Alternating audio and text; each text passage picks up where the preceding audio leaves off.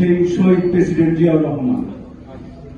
তখন ৭ই বিপ্লব, স্বাধীন সিপাহী জনতার মাধ্যমে শহীদ প্রেসিডেন্ট জিয়াউর রহমান বাংলাদেশ সার্বভৌমত্ব এবং সকল অধিকার, সকল মানুষের মৌলিক চাহিদা উনি এই দেশে প্রতিষ্ঠিত করে গেছেন।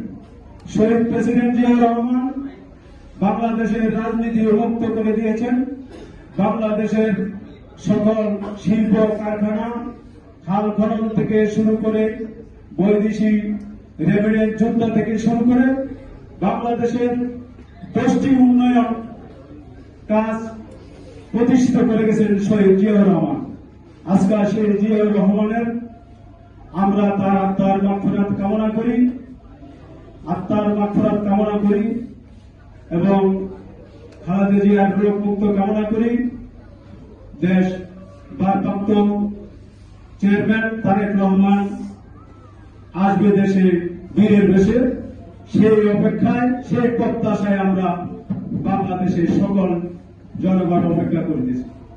এখন আমাদের সকল বিএনপি অঙ্গ সংগঠন নেতৃবৃন্দকে